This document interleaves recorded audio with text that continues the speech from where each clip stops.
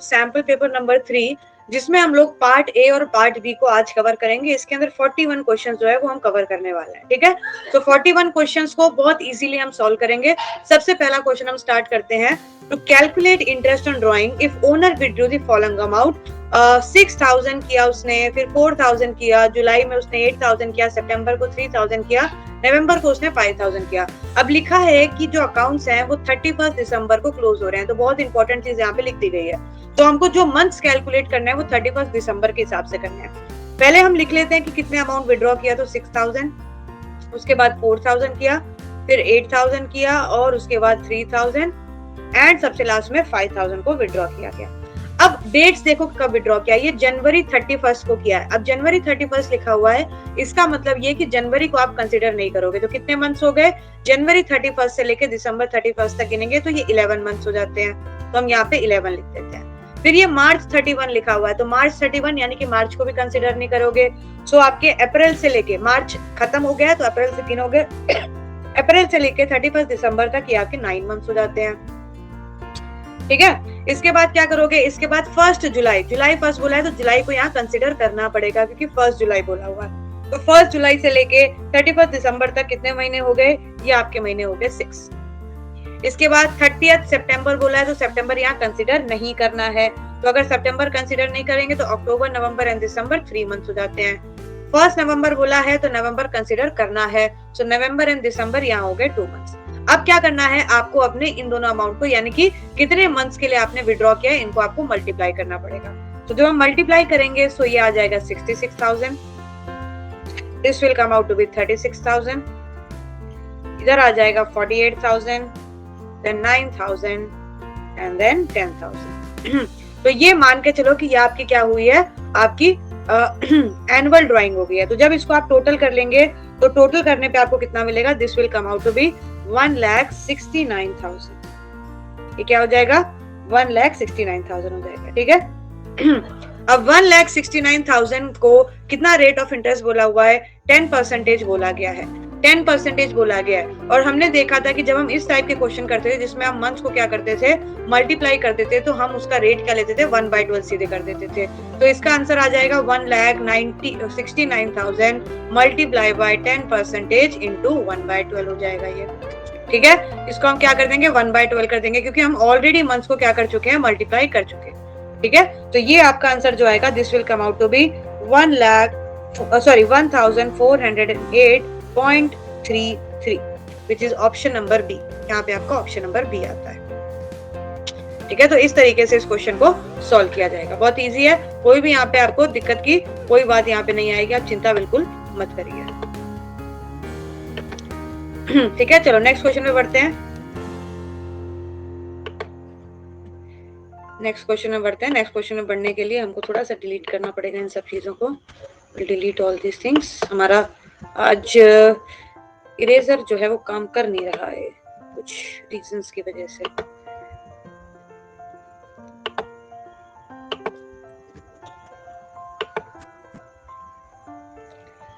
चलो अब आते हैं हम लोग क्वेश्चन नंबर 2 पे। क्वेश्चन नंबर 2 बहुत सिंपल सा क्वेश्चन है।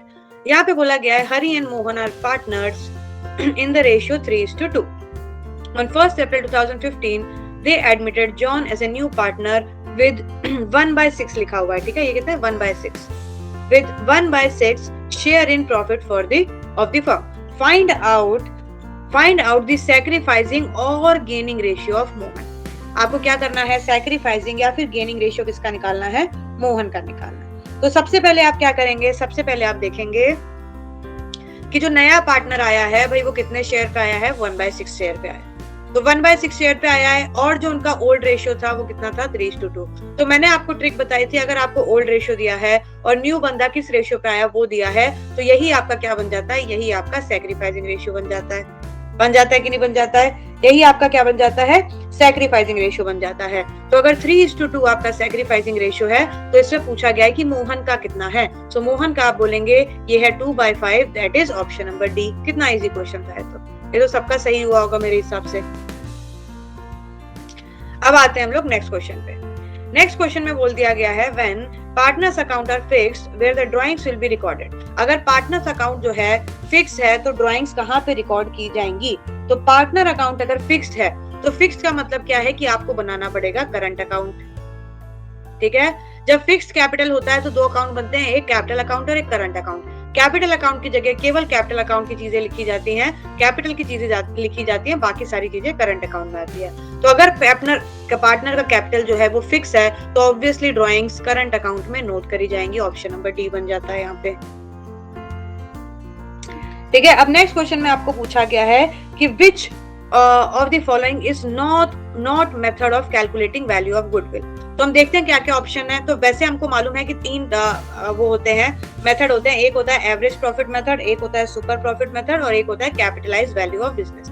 ये तीन जो थे हमने मेथड जो थे वो पढ़े थे। तो अभी हम चेक कर लेते हैं कि क्या तीनों मेथड है।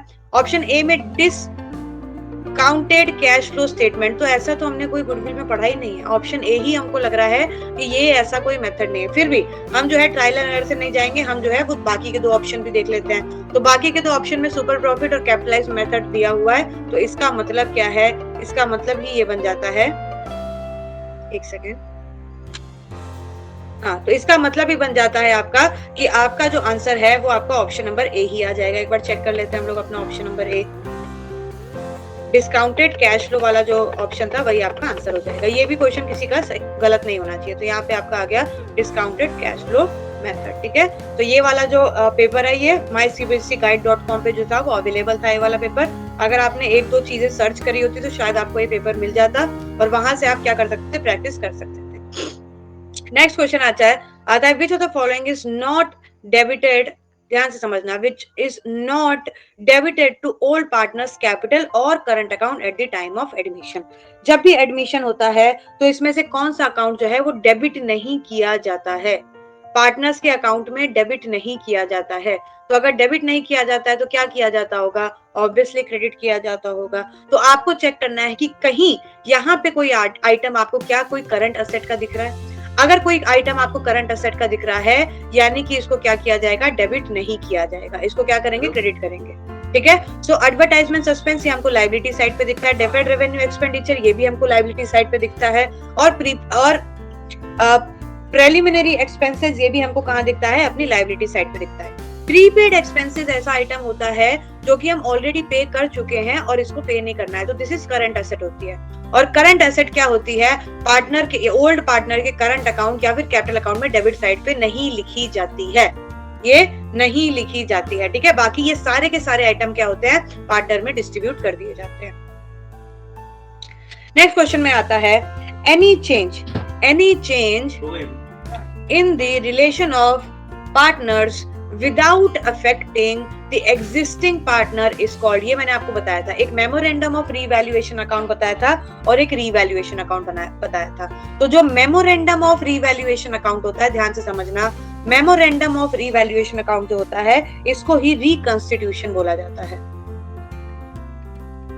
इसको क्या बोला जाता है, रिकंस्टिट्यूशन बोला जाता है, ठीक है। तो यहाँ पे देखो आप एलिमिनेशन से भी जा सकते थे अगर आपको नहीं पता चले। देखो रीअसेसमेंट का मतलब क्या है कि दोबारा हम कैलकुलेट कर रहे हैं, ऐसा तो कुछ है नहीं। रीवैल्यूएशन क्या है, रीवैल्यूएशन जब बनाते हैं जब पार्टनर्स के जो भी एग्जिस्टिंग पार्टनर जो है वो विदाउट, जब इफेक्ट कर जाती है यानी कि न्यू पार्टनर आ जाता है या फिर ओल्ड पार्टनर आ जाता है, तब क्या करते हैं हम लोग, उसको करते हैं। फिर क्या आया, रिटायरमेंट के टाइम पे भी हम क्या करते हैं, एग्जिस्टिंग पार्टनर हमारी इफेक्ट करते हैं। रिकंस्टिट्यूशन ऑफ पार्टनरशिप यानी कि पूरी की पूरी पार्टनरशिप ही हमने क्या कर दिया, रिकंस्ट्रक्ट कर दिया। This is the correct answer, option number D. तो अब एलिमिनेशन से भी जो है वो जा सकते थे। नेक्स्ट क्वेश्चन आता है टोटल एसेट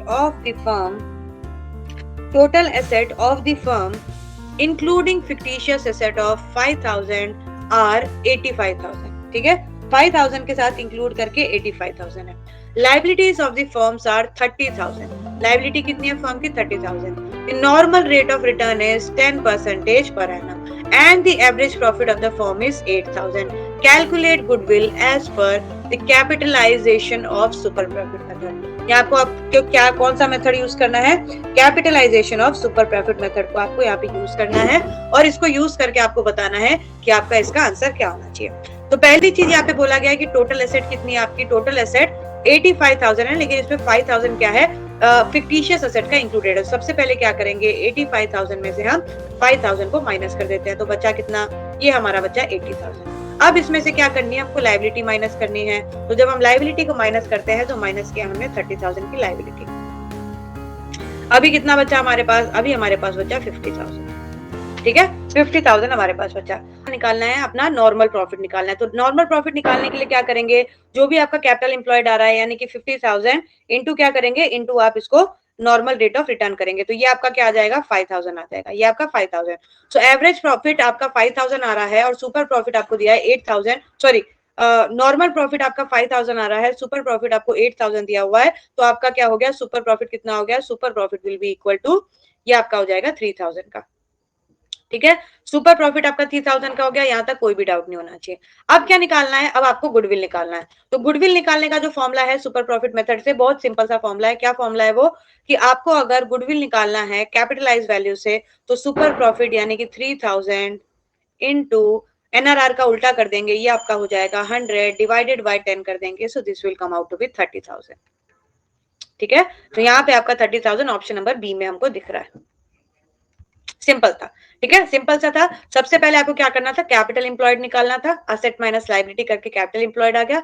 फिर आपको नॉर्मल प्रॉफिट निकालना था, कैपिटल एम्प्लॉयड इनटू एनआरआर करके आपका नॉर्मल प्रॉफिट आ जाता है। फिर आपको सुपर प्रॉफिट निकालना था, आप अपने एवरेज प्रॉफिट में से नॉर्मल प्रॉफिट को माइनस करोगे तो सुपर प्रॉफिट आएगा। और उसके बाद आपको गुडविल निकालनी थी, super profit into 100 by NRR करोगे तो आपका गुडविल की वैल्यू आ जाएगी, विच इज कितनी आ रही है, 30,000 आ रही है। सिंपल। ठीक है, चलो अब नेक्स्ट क्वेश्चन पे आते हैं। थ्योरेटिकल क्वेश्चन है, थ्योरेटिकल क्वेश्चन तो इजी होता है। तो यहाँ पे बोला गया है कि premium bought by new partner will be shared by the existing partner. तो जब भी हम गुडविल को डिस्ट्रीब्यूट करते हैं तो इसमें तो सोचने की जरूरत ही नहीं है, इसको सैक्रिफाइसिंग रेशियो में हम डिस्ट्रीब्यूट करते हैं। नेक्स्ट क्वेश्चन पे आते हैं। नेक्स्ट क्वेश्चन भी थोड़ा सा सिंपल है, लेकिन हल्का सा कैलकुलेशन ज्यादा है तो डिफिकल्ट लगता है, बट इसमें घबराने की कोई बात नहीं है। गुडविल का क्वेश्चन है ये। यहाँ पे बोला गया है, business showed that capital employed on 1st January 2007 was 4,50,000 and the profit for the last 5 years. So 40,000, 50,000, 60,000, 70,000 and 80,000. You are required to find out the value of goodwill based on 3 years of purchase of the super profit of business and NRR is given 10%. ये तो सीधा सीधा question बन जाता है। सबसे पहला काम क्या होता है आपका, सबसे पहला काम आप एवरेज प्रॉफिट निकालोगे। एवरेज प्रॉफिट कैसे निकालेंगे, सारे प्रॉफिट को ऐड करेंगे और हम क्या कर देंगे, divided by number of years. तो 1 2 3 4 5 साल का दिया, तो 40,000 प्लस 50,000 लिख देती हूँ मैं। 40,000 plus 50,000 plus 60,000 plus 70,000 and plus 80,000 divided by 5 जब हम करेंगे तो हमको मिलेगा 3 lakh divided by 5 which is 60,000। तो एवरेज प्रॉफिट कितना आ गया हमारा, एवरेज प्रॉफिट 60,000 आ गया इसी तरह। ठीक है, एवरेज प्रॉफिट कितना आ गया, 60,000 आ गया। अब एवरेज प्रॉफिट निकल गया, अब दूसरी चीज हमको क्या निकालनी है, दूसरी चीज नॉर्मल प्रॉफिट निकालना है। ठीक है, नॉर्मल प्रॉफिट निकालने के लिए कैपिटल एम्प्लॉयड यानी कि 4,50,000 इनटू एनआरआर यानी कि 10%, तो ये आपका हो जाएगा 45,000। अब दो चीजें हमको यहाँ पे मिल गई हैं, क्या क्या मिल गया है, एक तो हमको हमारा नॉर्मल प्रॉफिट मिल गया, एक हमको एवरेज प्रॉफिट मिल गया है। एवरेज प्रॉफिट में से नॉर्मल प्रॉफिट निकालेंगे तो ये हमको मिल जाएगा हमारा super profit. So super profit कितना आ गया, ये हमारा आ जाएगा कितना, 15,000 का सुपर प्रॉफिट आ जाएगा। ठीक है, और सुपर प्रॉफिट आते ही कैसे आया सुपर प्रॉफिट, 60 माइनस 45। हम गुडविल कैलकुलेट करेंगे, super profit into number of year of purchase which is 3। So 15,000 into 3 हमारा आंसर आ जाता है 45,000 which is option number C. ठीक है, चल नेक्स्ट आते हैं बेटा नेक्स्ट क्वेश्चन पे। क्वेश्चन नंबर 10 दिया हुआ है। अब इसमें ऑप्शंस हमको नीचे दिए हुए तो हम खुद ही इसका आंसर जो है पहले निकाल लेते हैं, फिर ऑप्शन में ढूंढ लेंगे कहाँ पे। यहाँ पे बोला गया है कि XYZ shares profit and losses in the ratio 3:2:1। जो इंपॉर्टेंट चीज है उसको मार्क कर लिया करो। With effect from 1st April 2020 they agree to share profits in equal ratio. The goodwill of the firm is valued at 18,000। What will be the entry when goodwill account is adjusted. तो जब goodwill account को adjust किया जाएगा तो entry क्या होगी। तो सबसे पहले तो हम निकालेंगे कि कौन गेन कर रहा है और कौन सेक्रीफाइस कर रहा है, क्योंकि यहाँ पे आपके प्रॉफिट शेयरिंग रेशियो में चेंज आया। तो हम कैलकुलेट कैसे करेंगे, कैलकुलेट करेंगे हम हमारे जो भी ओल्ड रेशियो है इसमें से हम न्यू को माइनस करेंगे। अगर तो हमारा पॉजिटिव में आंसर आया तो ये सेक्रीफाइसिंग है, और अगर हमारा नेगेटिव में आंसर आ गया तो ये गेनिंग हो जाएगा। तो विल सी। सबसे पहले हम x की बात करेंगे, फिर y की बात करेंगे, फिर हम z की बात करेंगे। सो x का ओल्ड रेशियो जो आता है वो आता है बेटा 3/6, 3/6 आता है, और न्यू रेशियो इसका आ जाता है 1/3। ठीक है, तो 3/6 को जरा सिंप्लीफाई करेंगे तो इसको हम लोग क्या लिख सकते हैं, 1/2 भी लिख सकते हैं। 3/6 को हम क्या लिख सकते हैं, 1/2 भी लिख सकते हैं। तो हम 3/6 को 1/2 लिख देते हैं। एक काम करते हैं, हम 3/6 को क्या लिख देते हैं, 1/2। हमने लिख दिया इसको 1/2। ठीक है, सो 1/2 माइनस 1/3 ये आपका आ जाएगा, कितना आ जाएगा, ये आपका 1/6। अब पॉजिटिव में है तो सेक्रीफाइसिंग हो जाएगा क्योंकि पॉजिटिव में। अब आते हैं y पे, तो y का जो रेशियो है वो कितना है, 2/6 का है। y का रेशियो कितना है, 2/6। तो 2/6 को हम क्या करते हैं, 1/3 लिख देते हैं, और माइनस का 1/3 क्या हो जाएगा, माइनस का 1/3 हो जाएगा, तो ये आया 0। तो हमको पता चल गया कि भाई y का कोई रोल नहीं है। तो सबसे पहले हम वो एंट्रीज हट को एलिमिनेट करेंगे जहां पे y का रोल दिया है। For example entry number A में आपको y का रोल दिया है, तो ये आपका आंसर हो ही नहीं सकता। एंट्री नंबर बी में हम चेक करेंगे क्या हमको y का रोल दिया है, तो एंट्री नंबर बी में भी बच्चे y का रोल दिया हुआ है, तो हम y को क्या करेंगे, एलिमिनेट कर देंगे, सिंपल। एक मिनट, फिर बंद हो गया। हाँ, y को क्या, इसको क्या करेंगे, एलिमिनेट। एंट्री नंबर सी में भी y का रोल दिया हुआ है, एलिमिनेट हो जाएगा। Only and only entry number D जो है उसमें आपको x और z का रोल दिया हुआ है, तो यही आप एलिमिनेशन से, अब मैंने पूरा कैलकुलेट भी नहीं किया है, फिर भी मेरे को पता चल गया आधे में ही आके कि भाई मैं ऑप्शन अगर हटा दूंगी तो एटलीस्ट मेरे पास एक या दो ऑप्शन ही बाकी रहेंगे। पर कुदरती आपकी लक क्या था कि सारे ऑप्शन एलिमिनेट हो गए और एक ही बाकी था, दूसरे का ऑप्शन ही नहीं आया था। तो ये आपके लिए, आप जो है इस तरीके से जो है क्वेश्चन को अप्रोच कर सकते हो कि पूरा क्वेश्चन करने के बजाय जहां पे आपको लग रहा है कि कुछ हमको यहाँ से ट्रिक मिल सकती है, आप एलिमिनेट करना पहले स्टार्ट कर दो। अब आते हैं नेक्स्ट क्वेश्चन पे। तो नेक्स्ट क्वेश्चन हमको बोला गया है, which of the following account is prepared eight the time of admission of new partner. जब न्यू पार्टनर का एडमिशन होता है तो सोचने की जरूरत नहीं है, रीवैल्यूएशन अकाउंट बनाते हैं। ठीक है, रीवैल्यूएशन अकाउंट बनाया जाता है। थ्योरी का क्वेश्चन था, सिंपल, सबका सही होना चाहिए। नेक्स्ट आते हैं, eight the time of increase in the value of asset which account should be debited while preparing the revaluation account. अगर हमारा क्या हुआ है हाँ, eight the time of increase in the value of asset, अगर asset की value आपकी increase हो जाती है, तो पहले तो अगर रीवैल्यूएशन अकाउंट बनता होता तो इंक्रीज इन असेट की वैल्यू क्या आती, इंक्रीज इन असेट की वैल्यू आपकी यहाँ पे आती, तो आप यहाँ लिख दो बाय असेट। ठीक है, अब पूछा गया है कि कौन सा अकाउंट डेबिट होगा, तो अगर इसकी आप जर्नल एंट्री लिखोगे तो ये आपकी रीवैल्यूएशन अकाउंट है और ये बाय असेट है, तो इसकी जर्नल एंट्री क्या हो जाएगी, asset account debtor to revaluation account. तो कौन सा अकाउंट यहाँ पे आपका डेबिट में आ रहा है, असेट अकाउंट डेबिट में आ रहा है, सिंपल। खाली आपको अपनी चीजें जो है वो याद करनी है कि हमने पढ़ा क्या था। नेक्स्ट क्वेश्चन पे आ जाते हैं। नेक्स्ट क्वेश्चन में बोला है, goodwill is recorded in the books only when. Goodwill books में कब रिकॉर्ड होगी। मैंने आपको जब गुडविल का चैप्टर का इंट्रोडक्शन दिया था तो वहां पे सबसे पहली चीज मैंने आपको बताई थी कि गुडविल अगर सेल्फ जनरेटेड है तो ये हम इसको बुक्स में नहीं लिखेंगे, ओनली परचेज्ड गुडविल की हम बात करेंगे। ठीक है, तो पहला ऑप्शन आपका नहीं होगा। दूसरा बोला गया है कि अगर पार्टनर रिटायर हो जाता है तो गुडविल की जो एंट्री है वो बुक्स में आएगी। तीसरा बोला गया है कि अगर गुडविल को हम सेल कर देते हैं तो आएगी। और चौथा बोला गया है कि अगर गुडविल मनी के टर्म्स में है या फिर उसकी कोई मनी वैल्यू है और इस पेड फॉर इट, हमने उसके लिए कोई वैल्यू पे की है, यानी कि हमने गुडविल को क्या किया है, यहाँ पे हमने गुडविल को परचेज किया है और परचेज वैल्यू हमारी क्या आती है, गुडविल बुक्स में शो होती है, तो ऑप्शन नंबर डी हो जाएगा। ये थोड़ा सा जो क्वेश्चन था हल्का सा घुमाने वाला था। ठीक है, नेक्स्ट क्वेश्चन पे आते हैं। ये भी चीज मैंने आपको जो थी जब मैं पार्टनरशिप का आपको रिवीजन करा रही थी तो मैंने कुछ सेक्शंस लिखवाए थे, उसी सेक्शन में ये वाली बात भी हमने बताई थी मैंने आपको कि अगर section dash of the Indian partnership act provides that a new partner shall not be included into firm without the consent of all existing partner, ये बात हमारी सेक्शन 31 में बोली गई है। तो अगर ऐसा क्वेश्चन बेटा आया है तो मान के चलो कि आप सारे सेक्शंस को एक बार रिवाइज कर लेंगे। 31 में क्या बोला है, एक माइनर वाला भी सेक्शन आता है कि माइनर जो है वो पार्टनरशिप में आ सकता है, वो कौन सा सेक्शन है वो देख लेंगे आप। तो इस तरीके से कुछ सेक्शंस है उनको आपको रिवाइज करना बहुत जरूरी है, मैंने आपको लिखवाए भी हुए हैं ये सेक्शंस। ठीक है, तो आप नोट्स में से अपने देख सकते हैं क्या क्या सेक्शंस इंपॉर्टेंट है। फाइन, अब आते हैं नेक्स्ट क्वेश्चन के अंदर। तो नेक्स्ट क्वेश्चन में क्या बोला हुआ है, क्वेश्चन नंबर 15। देखने में बड़ा क्वेश्चन लग रहा है लेकिन सॉल्व करने में छोटा ही क्वेश्चन होगा। X Y Z are partner sharing profits in the ratio 5:3:2। They decided to share future profit in the ratio 2:3:5 with effect from 1st April 2019. They also decided to record the effect of following revaluation without affecting the book value of assets and liabilities by passing an adjustment entry.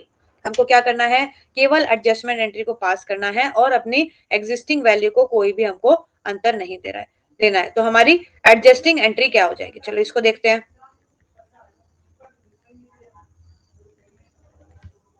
ठीक है, तो जब भी हमको adjusting entry पूछा गया होगा तो सबसे पहले हमको पता करना होगा व्हाट इज द प्रॉफिट और लॉस ऑफ रीवैल्यूएशन अकाउंट। सबसे पहला हमारा क्या करना है, हमको पता करना है कि हमारे रीवैल्यूएशन अकाउंट में क्या प्रॉफिट आ रहा है, क्या लॉस आ रहा है।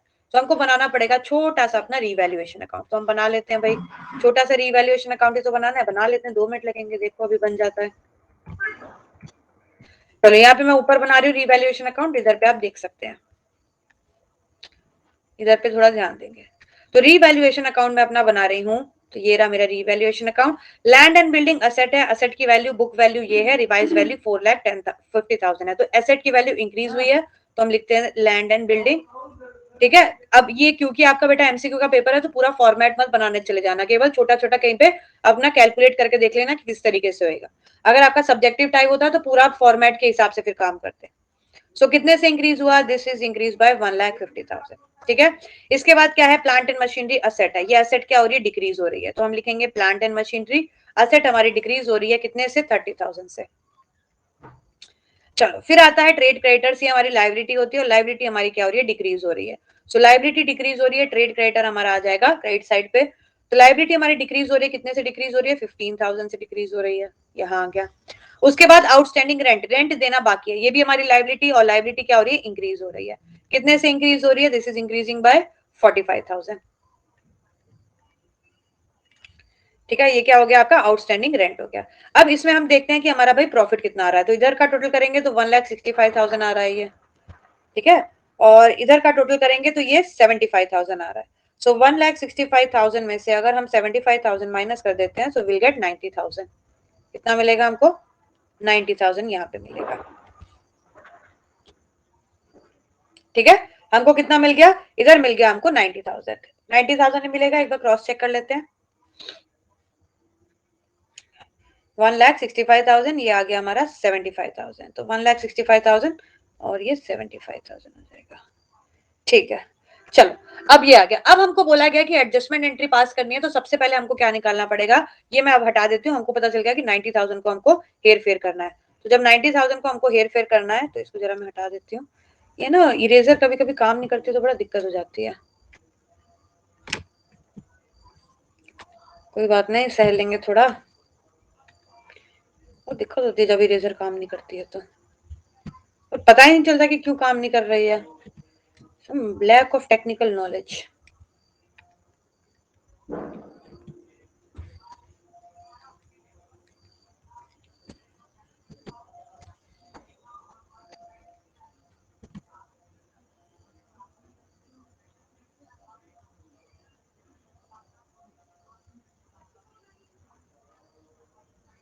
चलो अब आते हैं हम एडजस्टमेंट एंट्री पे। तो जब एडजस्टमेंट एंट्री की बात होती है तो एडजस्टमेंट एंट्री में सबसे पहले जो ओल्ड रेशियो था और न्यू रेशियो था, इसमें चेंजेस हुए हैं। तो हम लोग नेट इफेक्ट देख लेते हैं, कौन सा इंसान क्या कर रहा है, सेक्रीफाइस कर रहा है, कौन सा इंसान यहाँ पे गेन कर रहा है। तो हम क्या करेंगे, ओल्ड रेशियो यहाँ पे लिख लेते हैं एक्स और वाई और जेड। तो ये हमने लिख दिया एक्स वाई जेड। तो एक्स का जो रेशियो है ये कितना है, 5/10। वाई का रेशियो जो है वो है 3/10। ये ओल्ड रेशियो लिख रही हूँ, और ये हो गया आपका 2/10। न्यू रेशियो की बात करेंगे तो न्यू रेशियो बनता है 2/10, इसका बन जाता है 3/10, और ये आपका बन जाता है 5/10। तो इसका मतलब क्या है कि यहाँ पे भी y का रोल नहीं। तो सबसे पहले आप y को एलिमिनेट करो जहां जहां पे y का रोल दिया हुआ है, तो हम आ जाएंगे, फिर बाद में कैलकुलेट करेंगे। ठीक है, अब हम आ जाते हैं अपने इस पे। तो यहाँ पे y का रोल बेटा दिया हुआ है, देखो इसमें y का रोल दिया है, इसको आप हटा दो, इसमें y का रोल दिया है, इसको आप हटा दो। अब कौन बचा, आपके ये दोनों बच्चे हैं। ठीक है, तो आपका ऑप्शन नंबर बी और सी में से ही करेक्ट आंसर होगा। अब हम जाते हैं अपने कैलकुलेशन पे।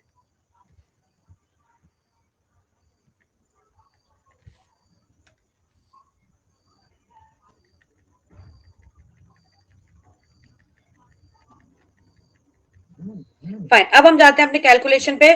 तो x का शेयर कितना हो जाएगा, x का शेयर हो जाएगा 5 - 2, ये हो जाएगा 3/10। और इसका कितना हो जाएगा -3/10। तो माइनस में जो आया भैया ये कौन है, गेनिंग है। और मैंने आपको बताया था कि एंट्री क्या होगी, आपके गेनिंग पार्टनर हमेशा आपके डेबिट साइड पे जाएगा। So Z account debtor to X account बन जाएगा। यहाँ पे अमाउंट कितना होगा, अमाउंट आपका होगा 3/10। तो 90,000 का 3/10 जैसे ही आप करते हैं यू विल गेट 27,000। तो आ गया आपका आंसर। यहाँ पे आपका आंसर आ जाता है कितना, ये आपका आ जाता है Z account debtor. Z account debtor कहाँ पे है भैया, ये आपके ऑप्शन नंबर बी में मिल गया।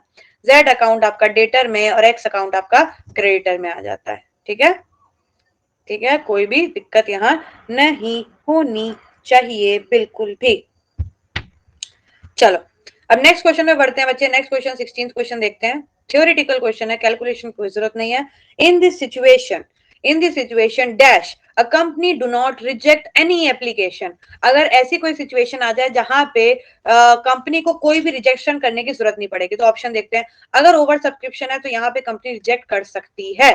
फोर फीचर है तो यहाँ पे भी रिजेक्शन कर सकती है। लेकिन अगर अंडर सब्सक्रिप्शन है तो रिजेक्ट कैसे करेगी रे भैया, जितना मांगा था उससे कम आपको मिला है तो रिजेक्शन का तो काम ही नहीं होता है। 100 रुपए मांगे, 80 रुपए दिए हैं, क्या आपकी इच्छा होगी वापस करने की? आपकी कोई भी इच्छा नहीं होगी वापस करने की। तो यहाँ पे आ जाएगा आपका आंसर अंडर सब्सक्रिप्शन। ठीक है, चलो नेक्स्ट आते हैं। नेक्स्ट भी थ्योरेटिकल क्वेश्चन है, लेकिन यहाँ पे थोड़ा सा आपको ध्यान में देना है कि ऑप्शंस जो है वो आपके यहाँ पे लिखे हुए हैं, दिस साइड, ये आपके ऑप्शंस लिखे हुए हैं। ठीक है, तो ऊपर के तीनों स्टेटमेंट को देखना है और बताना क्या है। Why did new partner need to bring goodwill?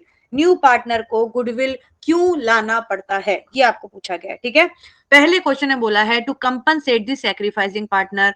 कुछ पार्टनर ऑलरेडी बिजनेस में काम कर रहे होते हैं और अपने प्रॉफिट का हिस्सा वो दूसरे पार्टनर, जो नया पार्टनर आता है, उसको देते हैं। तो इस चीज को कंपनसेट करने के लिए गुडविल लाना पड़ता है न्यू पार्टनर को। बिल्कुल सही बात है, तो ये वाली बात तो हमको सही लग रही है, तो हम इसको जरा सा हाईलाइट कर लेते हैं। उसके बाद बोला गया है आपको to compensate the old partner for their gain in share बोल दिया गया है।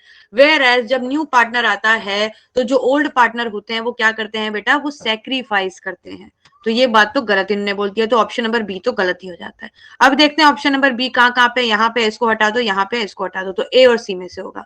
नेक्स्ट बोला गया है कि पार्टनर जो है वो गुडविल लेके आता है फॉर रीवे। ऐसा कौन सा तो ये लॉजिक है, कोई हिसाब किताब नहीं है कि पार्टनर गुडविल लेके आता है क्योंकि रीवैल्यूएशन। अरे एकदम बेकार सी बात, यहाँ पे थर्ड क्लास की बात बता दी है। तो हमारा यहाँ पे आंसर हो जाएगा option number A, simple and crisp. अब आ जाते हैं हम लोग अपने सेक्शन ए के लास्ट क्वेश्चन पे। तो इधर बोला गया है specify the rate of interest to be used on calls in arrear as per table F. ये बहुत इंपॉर्टेंट क्वेश्चन है, मैंने एक दो सैंपल पेपर में same ditto as it is question देखा है। तो as per the section, as per the table F जो होता है, जो रेट ऑफ इंटरेस्ट हमको कॉल्स इन अरियर के लिए यूज करना है वो होगा 10% का। This is 10%। ठीक है, 10% का होगा। तो सेक्शन ए यहाँ पे हमारा खत्म हुआ, 18 क्वेश्चन हो गए। अब आते हैं हम लोग सेक्शन बी में। अब यहाँ पे थोड़ी सी आपकी अंडरस्टैंडिंग, लॉजिक, रीजनिंग को चेक किया जाएगा। तो सेक्शन बी में पहला क्वेश्चन जो है वो क्या है देख लेते हैं। सबसे पहले तो आप मेरे को बताएंगे सेक्शन ए आपको क्लियर हुआ कि नहीं हुआ, फिर आगे बढ़ते हैं। Start section B. Section B का पहला क्वेश्चन एक थ्योरेटिकल क्वेश्चन है, इजी क्वेश्चन होगा, क्वेश्चन नंबर 19। यहाँ पे बोला है goodwill given in the old balance sheet. अगर goodwill already old balance sheet में दिया है, इसमें तो सोचने की जरूरत ही नहीं है। आपने ही बताया था कि अगर गुडविल बैलेंस शीट में ऑलरेडी दिया हुआ है तो भैया जिनका है उनको वापस करो, जिनका है उनको वापस करो। यानी कि बी ऑप्शन होगा write off to the old partner. जिनका है उनको वापस करो, क्योंकि जो नया बंदा आया है वो गुडविल अपने साथ लेके आया है। तो जो पुराना गुडविल है इसको करना पड़ेगा हमें राइट ऑफ। नेक्स्ट क्वेश्चन पे आ जाते हैं। A and B are partners in a firm sharing profit in the ratio of 7। और इसको जब हम कैलकुलेट करेंगे तो ये हमारा आ जाएगा, एलसीएम लेके ये हो जाएगा 56 का एलसीएम होगा, तो 3/56 इसका आ गया और दूसरे का आ गया 5/56। तो यहाँ पे आपका जो आंसर आना चाहिए वो 3:5 का आना चाहिए, ऑप्शन नंबर ए। सोचने समझने की कोई जरूरत नहीं, केवल क्वेश्चन पढ़ा, दिमाग में लॉजिक आया, इंप्लीमेंट किया, सामने आपके आंसर आ गया। ऑप्शन में देखा, आंसर गया, हम गए कि हमारा आंसर ऑप्शन में है और यही जो है वो करेक्ट होना चाहिए। अच्छा, ऐसा क्वेश्चन हमने सीबीएसई पेपर में भी देखा था, तो 21 करने वाले हैं। वहां पे पूछा गया था शेयर अलॉटमेंट किस नेचर का है, यहाँ पे पूछा गया कि शेयर एप्लीकेशन किस नेचर का है। तो शेयर अलॉटमेंट मैंने बताया था पर्सनल अकाउंट है, शेयर एप्लीकेशन भी पर्सनल अकाउंट है, शेयर फर्स्ट कॉल भी आपका पर्सनल अकाउंट का नेचर हो जाएगा। तो यहाँ पे ऑप्शन नंबर सी आ जाता है। अब आते हैं जिन क्वेश्चन से बच्चे घबराते हैं, असर्शन रीजनिंग के क्वेश्चन। बार बार स्क्रीन ऊपर नीचे हो जाती है ना, मैं थोड़ा सा टेक्निकली साउंड इतना नहीं हूं, धीरे धीरे ये भी हो। चलो क्वेश्चन नंबर 22 पे आ जाते हैं। क्वेश्चन नंबर 22 पे बोला गया है, partner will not need to pay some amount out of the share of profit to another partner in case of guarantee. अगर किसी पार्टनर को गारंटी मिली है तो उसकी कोई जिम्मेदारी नहीं बनती है कि दूसरे पार्टनर को कोई भी अमाउंट दे। अगर उसको गारंटी दी गई है यानी कि उसको पैसा मिलेगा, और यहाँ पे बोला गया है कि विल नॉट पे, सही बात है कि उसको कोई देने की जरूरत नहीं है, तो ये हमारा बिल्कुल हो गया। रीजन में बोला गया है when there is sufficient amount of profit. तो ऐसी सिचुएशन कब होगी जब sufficient amount of profit available है, तो पार्टनर को कोई भी पैसा देने की जरूरत नहीं पड़ेगी, गारंटी जब होती है। मैं आपको एग्जांपल से बताती हूँ।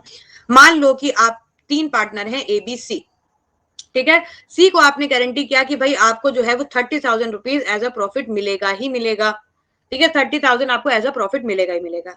जब पूरे साल का प्रॉफिट बनाया गया तो 90,000 आया, और इनका जो रेशियो था वो 1:1 था। ए के हिस्से में आया 30,000, बी के हिस्से में आया 30,000, और सी के हिस्से में आया 30,000। गारंटी दी थी 30,000 की, और प्रॉफिट भी अवेलेबल 30,000 का है। तो जो हमारे ओल्ड पार्टनर है उनको क्यों हम परेशान करेंगे, हम क्या करेंगे, कोई भी अमाउंट है पार्टनर जो है पे नहीं करेंगे। जब sufficient amount of profit available होता है तो there is no need to pay any amount at the time of guarantee. तो असर्शन सही है और रीजन भी बिल्कुल सही दे दिया गया है। नंबर ए इसका करेक्ट आंसर बन जाता है। Option number A is the correct answer. अब आते हैं अपने क्वेश्चन नंबर 23 पे। तो क्वेश्चन देख लो, when will following journal entry will be recorded. नीचे जर्नल एंट्री दी हुई है, कब रिकॉर्ड की जाएगी। तो देखते हैं वो जर्नल एंट्री क्या दी हुई है, चेक कर लेते हैं। फाइन, जर्नल एंट्री आपको दिया है शेयर। अरे ये बच्चों वाला क्वेश्चन जब पूछ लेते ना तब मेरे को बड़ा ऐसा मतलब दिक्कत सी हो जाती है कि इतना बच्चों वाला क्वेश्चन। ये पूछा गया है share application to bank. Obviously share application to bank का जो अमाउंट है ये रिजेक्शन की एंट्री होती है भैया, ये रिजेक्शन की एंट्री होती है, यानी कि रिफंड की एंट्री होती है। अगर प्रोराटा की एंट्री होती तो शेयर एप्लीकेशन टू अलॉटमेंट, अगर एक्सेप्टेंस की एंट्री होती तो share application to share capital. Simple सी बात है। और यहाँ आपका ऑप्शन नंबर सी जो है वो करेक्ट हो जाता है, when application money is refunded. ठीक है, फाइन। अब आते हैं 24th क्वेश्चन पे, हल्का सा कैलकुलेशन वाला क्वेश्चन। ठीक है, चलो 24th क्वेश्चन पे आते हैं। ऊपर की जगह खाली करते हैं क्योंकि कैलकुलेशन रिक्वायर्ड है, तो कैलकुलेशन थोड़ी जगह लेती है। 24 क्वेश्चन देखेंगे ध्यान से। 24 क्वेश्चन में बोला है, Disha and Abha were partners in a firm. Farad was admitted as new partner for 1/5 share in the profit of the firm. फराद bought appropriate capital, ये अपना कैपिटल लेके आया। Capital of Disha and Abha 64,000 and 46,000। आपको बताना है कि फराद कितना कैपिटल लेके आया है, फराद कितना कैपिटल लेके आया है, ये हमको बताना है। अब बोला गया है कि भैया फराद जो है वो एप्रोप्रिएट कैपिटल लेके आया हुआ है, यही बोला गया है कि फराद जो है वो एप्रोप्रिएट कैपिटल लेके आया हुआ है। फराद का शेयर इन प्रॉफिट कितना है, फराद का जो शेयर इन प्रॉफिट है ये कितना है 1/5। ये कितना है 1/5 है। अब हम मान लेते हैं कि टोटल प्रॉफिट जो है वो 1 है, तो इसमें रिमेनिंग पार्टनर आभा का कितना हो जाएगा, ये हो जाएगा आपका 1 - 1/5, तो 4/5 हो जाएगा। ठीक है, 1 - 1/5 तो 4/5 हो जाएगा। कोई रेशियो क्योंकि यहाँ नहीं दिया हुआ है तो हम इक्वल मान लेंगे। तो इनका सबसे पहले हम क्या निकालेंगे, इनका हम निकालेंगे न्यू रेशियो। ठीक है, तो न्यू रेशियो निकालने का मैं काम कर रही हूँ, मैंने आपको बताया नहीं, न्यू रेशियो निकालने का हम काम कर रहे हैं। चलो अभी देखते हैं थोड़ा सा इसको हम। तो इसके लिए हमको न्यू रेशियो निकालना ही पड़ेगा, तभी हमारा काम हो पाएगा। क्योंकि जो ये वर्ड एक लिख दिया ना, आफ्टर एडजस्टमेंट, एडजस्टमेंट के बाद बोले तो न्यू प्रॉफिट शेयरिंग रेशियो बन गया होगा, तब ये अमाउंट आया होगा। ठीक है, तो जब न्यू प्रॉफिट शेयरिंग रेशियो बन गया होगा तब अमाउंट आया होगा, तो हमारी भी जिम्मेदारी बनती है कि हम न्यू प्रॉफिट निकाल लें। तो न्यू प्रॉफिट दिशा का कितना हो जाएगा, this will be 4/5 into 1/2 and Abha का कितना हो जाएगा, दिस विल बी 4/5 इंटू 1/2, क्योंकि कोई रेशियो दिया नहीं है तो हाफ हाफ में कर देंगे। सो ये कितना आ गया, ये आ गया आपका 4/10 यानी कि 2/5, और ये भी आपका आ गया 4/10 यानी कि 2/5। ठीक है, 4/10 यानी कि 2/5। अब अगर रेशियो के फॉर्म में लिखेंगे तो ये कितना आ रहा है, 2/5, 2/5 एंड 1/5 आ रहा है, तो कितना हो जाएगा ये 2:2:1। तो न्यू रेशियो क्या हो गया, 2:2:1 का आपका न्यू रेशियो बन गया। कोई भी दिक्कत यहाँ पे हमको कोई भी दिक्कत नहीं हो रही है। अब देखो आप, अब मेन मुद्दा यहीं से स्टार्ट हो जाता है। पहले देखो कि भाई जो दो पार्टनर का कैपिटल दिया हुआ है इसका टोटल है कितना, तो हम देखेंगे 64,000 और 46,000 का टोटल आ कितना रहा है। सो 64,000 एंड 46,000 को ऐड करके हमें मिलता है 1,10,000, यही मिलता है 1,10,000। अब 1,10,000 किसका है, दो पार्टनर का है, दो पार्टनर का है कि नहीं है, और दोनों पार्टनर का शेयर अगर आप ऐड कर देते हो तो 2/5 प्लस 2/5 अगर करते हो तो ये आपको 4/10 मिलता है, 4/10 मिलता है कि नहीं मिलता है। ठीक है, तो ये 4/10 रिप्रेजेंट कर रहा है आपका दिस वैल्यू, यानी कि आपकी टोटल कैपिटल का 4/10 अगर आप निकालते हो तो आपको 1,10,000 मिलना चाहिए। अगर आप अपने टोटल कैपिटल का 4/10 निकालते हो तो आपको कितना मिलना चाहिए, बाय 1,10,000 मिलना चाहिए, तो आपको आपका टोटल कैपिटल मिल जाएगा। ठीक है, एक्स की वैल्यू कैसे मिलेगी, 10 को ऊपर लेके चले जाओ, 4 को नीचे लेके चले जाओ, तो एक्स की वैल्यू यहां से आपको मिल जाती है कितनी, एक्स की वैल्यू आपको मिल जाएगी 1,10,000 इंटू 5/4 करेंगे, सॉरी 10/4, 1,10,000 into 10 divided by 4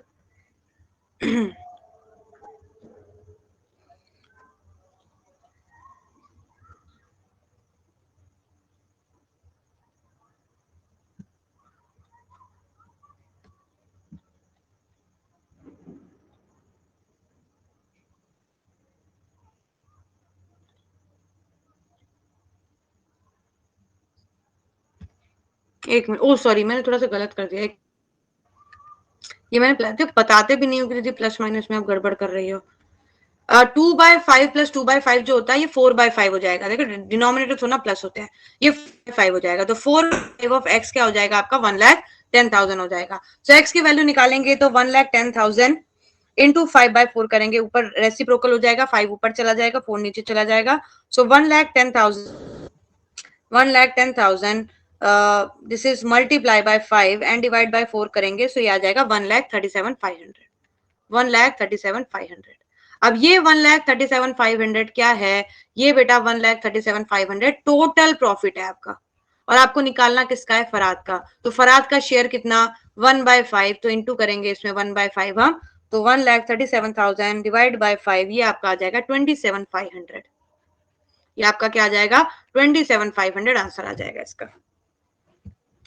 ठीक है, 27,500 आ जाएगा। देखो अभी मेरे को यहाँ पे एक चीज याद आ गई कि अगर हम येलो कलर में ब्लू कलर मिला देते हैं तो हमारा ग्रीन कलर बन जाता है। देखो प्राइमरी, ये देखो कितना बढ़िया, येलो कलर में अगर ब्लू कलर मिला दिया हमने तो हमारा ग्रीन कलर बन गया।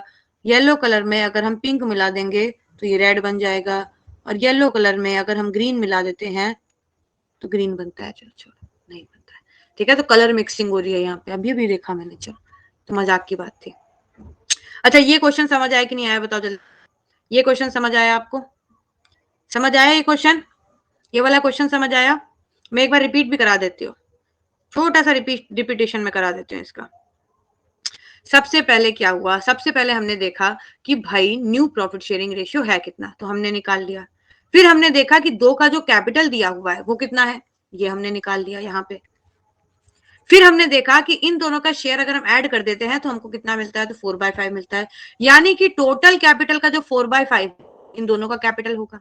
टोटल कैपिटल जो 4/5 हिस्सा है वही इन दोनों का कैपिटल होगा। यहां से हमने टोटल कैपिटल निकाल लिया, और टोटल कैपिटल से हमने क्या किया, इंटू 1/5 किया, तो फराद का कैपिटल आ गया। Simple and crisp. चलो नेक्स्ट क्वेश्चन आता है, 25 क्वेश्चन देखते हैं। क्वेश्चन में हमको बोला हुआ है 20,000 shares having, अब यहाँ पे थोड़ा शेयर के क्वेश्चन आ गए, 20,000 shares having face value of 10 shares are issued for publication at a premium of 10%। तो 10 रुपीज का 10% कितना होता है, 10 रुपीज का 10% होता है 1, यानी कि प्रीमियम का अमाउंट कितना हो गया, 1 हो गया। The full amount was payable on application, application के टाइम पे ही सारा अमाउंट हमको पे कर देना है। एप्लीकेशन वर रिसीव 30,000, हमने मांगी कितनी थी 20, रिसीव कितनी होगी 30। And pro rata allotment was made, अब क्या हुआ कि प्रो राटा अलॉटमेंट जो है वो हुआ। Find the amount adjusted in security premium, security premium पे कितना अमाउंट एडजस्ट होगा ये पूछा गया है। इतना बड़ा क्वेश्चन देख के इन्होंने केवल बेटा बेवकूफ बनाने की कोशिश करी है। अब आप क्या होगी यहाँ पे कंफ्यूज जाओगे कि यार प्रोराटा एडजस्टमेंट हुआ है, सिक्योरिटी प्रीमियम का अमाउंट निकालें कैसे। सिक्योरिटी प्रीमियम का अमाउंट कैसे निकालते हैं, कितने शेयर्स हमने मांगे थे 20,000, प्रीमियम का अमाउंट कितना 1 रुपए, तो सिक्योरिटी प्रीमियम का अमाउंट कितना 20,000, बात यही खत्म हो जाएगी। विद इन 5 सेकेंड हमको आंसर मिल गया हमारा 20,000। ठीक है, मेन इन्होंने क्या देखने की कोशिश करी है यहाँ पे कि आप 20,000 में प्रीमियम को मल्टीप्लाई करते हो कि 30,000 में प्रीमियम को मल्टीप्लाई करते हो। लेकिन आपको ये पता होना चाहिए कि एप्लीकेशन के बाद जितनी भी एंट्रीज आती है राइट फ्रॉम अलॉटमेंट ड्यू, ये सारी की सारी एंट्रीज आपकी किस अमाउंट से जाएंगी, जो अमाउंट आपने मांगा था, यानी कि 20,000 से ही जाएंगी सारी एंट्रीज। अब आते हैं 26 क्वेश्चन पे। 26 क्वेश्चन बोला है when reserves and accumulated profits are adjusted through capital accounts, they appear in the balance sheet of the new firm at the old figure। अगर हम कोई भी रिजर्व या फिर एक्यूमुलेटेड प्रॉफिट को एडजस्ट करते हैं थ्रू कैपिटल अकाउंट्स, तो क्या होगा कि वो नई बैलेंस शीट में ओल्ड फिगर में ही शो करी जाएंगी। बिल्कुल सही बात यहाँ पे बोल दी गई है। ऐसा क्यों है, ऐसा इसलिए है if partner decide to record the net effect of reserve या फिर एक्यूमुलेटेड प्रॉफिट, इसलिए एक्सेट्रा लिखा है, a single adjustment entry involving the capital accounts of sacrificing and gaining partner is first.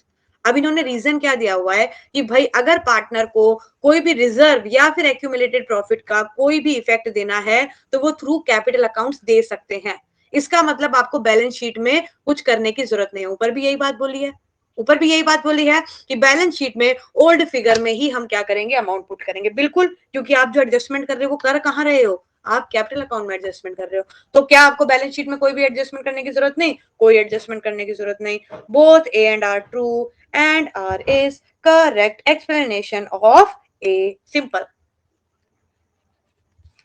अब आते हैं 27th क्वेश्चन पे। थ्योरेटिकल क्वेश्चन है, ज्यादा दिमाग लगाने की जरूरत नहीं पड़ेगी।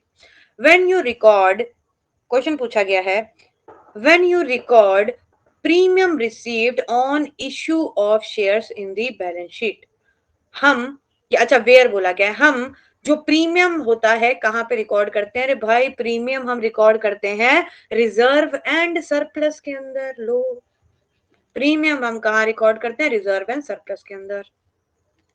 नेक्स्ट क्वेश्चन भी आपको थ्योरेटिकल पूछ लिया गया है। यहाँ पे बोला गया है when a product plays important role in increasing the goodwill, अगर कोई प्रोडक्ट ही आपकी गुडविल को इंक्रीज कर रहा है, what factor is mainly responsible for that, यानी कि गुडविल का जो फैक्टर है कौन सा इसमें रिस्पॉन्सिबल है। यहाँ पे गुडविल का फैक्टर एफिशिएंसी ऑफ मैनेजमेंट, क्या इधर कहीं मैनेजमेंट की बात करी गई है, कोई बात नहीं है। क्वालिटी ऑफ द प्रोडक्ट, आपका जो बिजनेस है, आपकी जो कंपनी है, वो आपकी प्रोडक्ट की वजह से ही जानी जाती है। यानी अगर आपका गुडविल इंक्रीज हुआ है, यानी कि आप क्वालिटी ऑफ प्रोडक्ट को प्रोवाइड कर रहे हो, तो this will be the factor responsible for increasing goodwill. ठीक है, समझ गए। चल नेक्स्ट आते हैं। 29th क्वेश्चन सिंपल सा है, शेयर फोरफिटेड अकाउंट इज, यहाँ पे पूछा गया है कि शेयर फोरफिटेड अकाउंट आपका कौन सा अकाउंट होता है। तो मैंने आपको बताया था share application personal, share allotment personal, share first call and final call भी पर्सनल, और आपका जो शेयर फोर फीचर हो जाता है ये नॉमिनल अकाउंट के अंदर आ जाता है। क्योंकि नॉमिनल अकाउंट क्या नोट करता है, नॉमिनल अकाउंट का जो रूल होता है वो होता है डेबिट ऑल, क्या रूल होता है, debit all income and gains, sorry debit all, फिर रुक गया, रुको,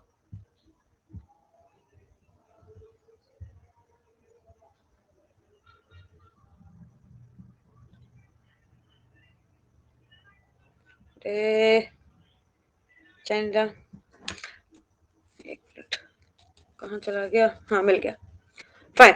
तो आपका जो इसका नॉमिनल अकाउंट का रूल होता है वो क्या होता है, debit all losses and expenses and credit all income and gains. तो आपने अगर शेयर को फोरफीट कर लिया है, कैंसल कर लिया है, तो ये आपका नॉमिनल अकाउंट आ जाता है। ठीक है, नेक्स्ट क्वेश्चन आपको डायरेक्ट क्वेश्चन पूछ लिया गया है, बहुत इजी क्वेश्चन है। Dash share holder have the right to receive arrears of dividend. अब पहले तो हम समझेंगे अरियर्स ऑफ डिविडेंड का मतलब क्या है। अरियर्स ऑफ डिविडेंड का मतलब है 2015 में भी आपने डिविडेंड नहीं दिया, 16 में भी आपने डिविडेंड नहीं दिया, 17 में भी आपने डिविडेंड नहीं दिया, 18 में भी आपने डिविडेंड नहीं दिया, तो अगर 19 में आपको क्या करना है, आपको पूरा का पूरा राइट है कि जो भी आपके डिविडेंड नहीं मिले हैं इसको आप क्या करेंगे, रिसीव करेंगे। ठीक है, तो पहली बात ये आपको क्या मिल रही है, एक थोड़ा सा आपको प्रायोरिटी मिल रही है। तो जब प्रायोरिटी की बात करेंगे तो ये हमारा प्रेफरेंस शेयर्स तो होगा ही होगा। ये क्या होगा, प्रेफरेंस शेयर्स तो हमारा होगा ही होगा। तो पहले देखते हैं कि कौन से ऑप्शन में इक्विटी शेयर दिया है, तो इक्विटी शेयर को हम हटा देंगे, तो इक्विटी दिया ही नहीं हुआ है। अच्छा, यहाँ पे कन्वर्जन की कोई बात बोली हुई है, कन्वर्जन की कोई बात नहीं बोली है, तो कन्वर्टिबल हटा देंगे, कन्वर्टिबल कन्वर्टिबल हटा देंगे। एक और ऑप्शन में हमको कन्वर्जन की यहाँ पे कोई बात बोली नहीं गई है वैसे, ऑप्शन नंबर ए क्या है देख लेते हैं। अरे गलत आ गया क्या,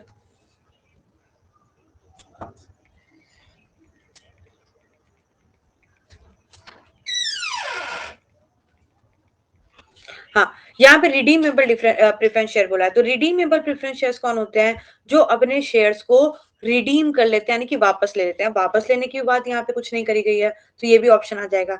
जहां पे बात करी गई है किनको होता है राइट कि वो डिविडेंड जो बाकी हैं उनको भी क्या करेंगे, रिसीव कर सकते हैं, तो ये होता है राइट क्यूमुलेटिव प्रेफरेंस शेयर्स को। किनको, क्यूमुलेटिव प्रेफरेंस शेयर्स को ये राइट होता है। तो आप देखेंगे कि क्यूमुलेटिव प्रेफरेंस शेयर आपके कौन से ऑप्शन में दिए हुए हैं,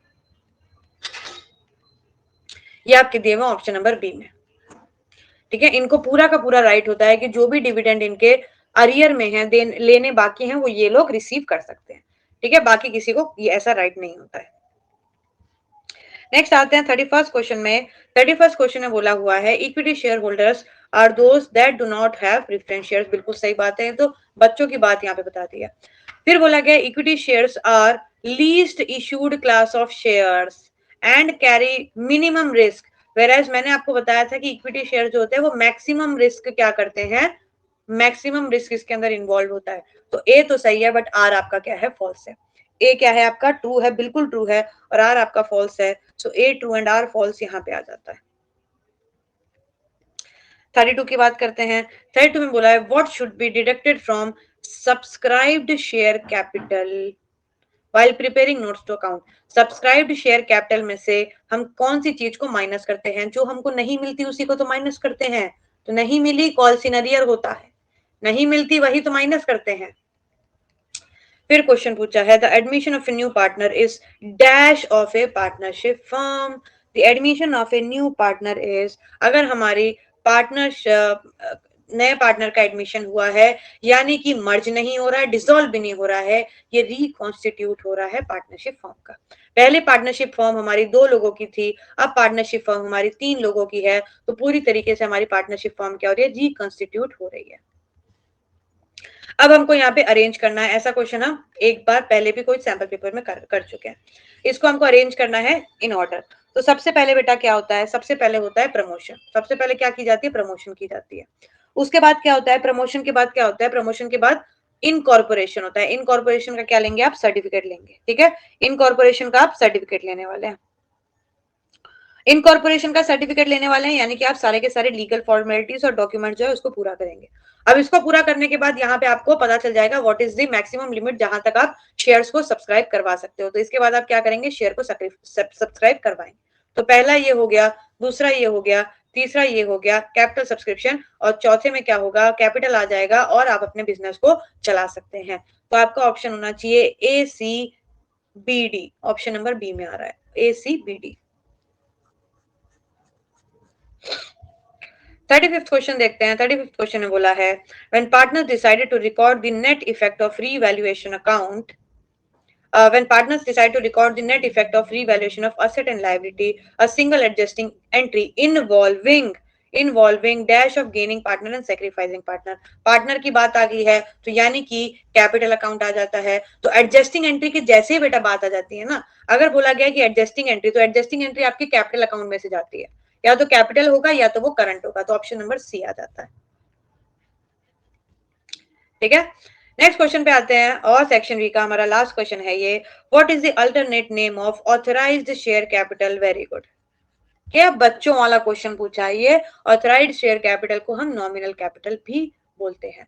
तो इसके साथ हमारा सेक्शन बी जो है वो कंप्लीट होता है, और आप मेरे को बताएंगे कि आपको कितने क्वेश्चंस इसमें समझ आए, सारे क्वेश्चन समझ आ गए कि नहीं आगे, जल्दी से आप बताएंगे।